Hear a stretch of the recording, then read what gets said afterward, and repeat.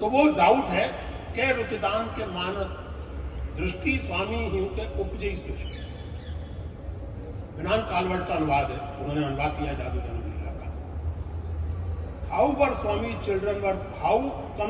Children were born through gift or in human way. Through gift or human way मतलब आप ये अनुवाद इसलिए कर पा रहे हैं कि आपने थोड़ा धीरज धर के ये जानने की कोशिश नहीं की या किसी से नहीं पूछा कि यहाँ रुतिदान का क्या है। रुति शब्द किस शब्द को यहाँ रिप्रेजेंट कर रहा है? ऋतु। ऋतु का क्या मतलब है? किसी स्त्री के ऋतुकाल का क्या अर्थ है? किसी स्त्री की ऋतु कामना पूरी करने का अर्थ क्या होगा? ऋतुदान करने का क्या अर्थ होता है? ये सब आपने सीखा और इसलिए विचित्र अनुवाद कर दिया कि थ्रू गिफ्ट और ये निर्मन वे। अगर आप सोचिए जरा इस पर,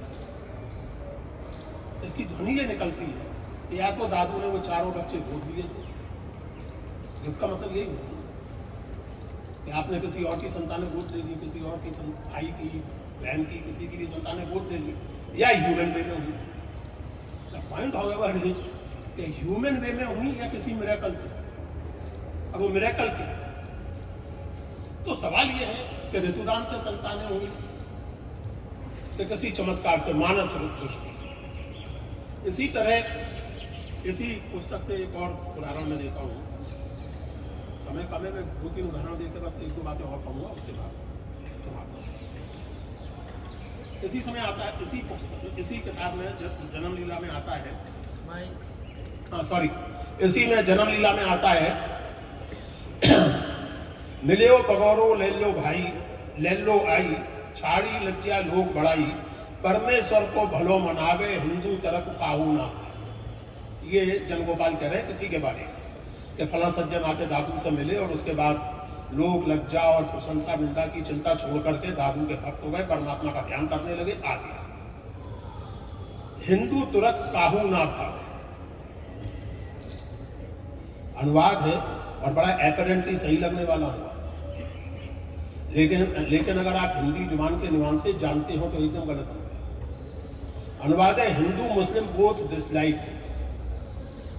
निर्गुण भक्तों के प्रसंग में ये बहुत नेचुरल है, आपको बड़ा नेचुरल लगता है क्योंकि उनकी बहुत सारी चीजें, उनकी बहुत सारी बातें ना हिंदुओं को पसंद थी ना मुसलमानों को। लेकिन अगर आप पंक्ति पढ़ें परमेश्वर को भलो मनावे, हिंदू तुरक काहू ना भावे।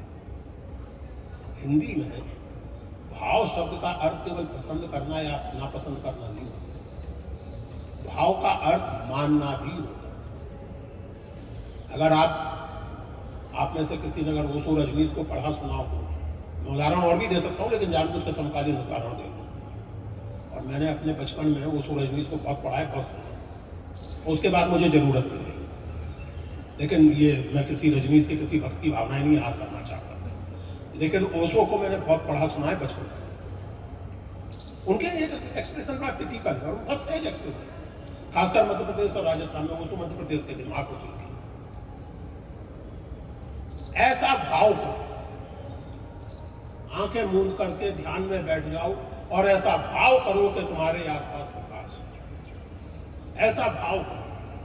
तो भाव करने का एक और ज्यादा गहरा अर्थ होता है मानना, किसी चीज को एक तरह से इमेजिन करना या किसी चीज को स्वीकार करना, भाव करना।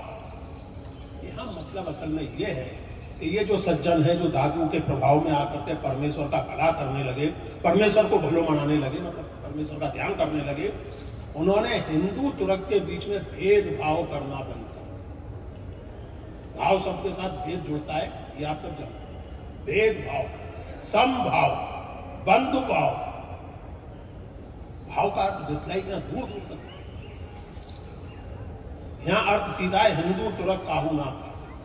वो हिंदू और तुर्क को कुछ नहीं मानते थे, वो सबको एक सा मानते थे। हिंदू और तुर्क के बीच में भेदभाव नहीं करते थे। यहाँ कहा है और अनुवाद मैंने आपको बताया कि क्या किया गया। दिक्कत यह है कि हम ये भूल जाते हैं। देखिए, एक तो ये कि बहुत सारी चीजें स्पेसिफिक है, पर्टिकुलर है। दूसरा जाहिर है कि बहुत सी चीजें यूनिवर्सल है। जैसा चोम्स्की बहुत विस्तार से और बहुत कन्विंसिंगली वर्षों पहले आर्ग्यू कर चुके हैं कि अगर यूनिवर्सल मैकेनिज्म ऑफ कॉग्निशन ना होता तो very act of translation would have been impossible. The very act of translation is a great proof of certain universality of human mind, वरना ट्रांसलेशन संभव ही नहीं। लेकिन उसके साथ कुछ पर्टिकुलर्स, और उन पर्टिकुलर्स का ध्यान अगर आप नहीं रखेंगे तो ट्रांसलेशन कंफ्यूजिंग होगा, कई बार डिजास्टर।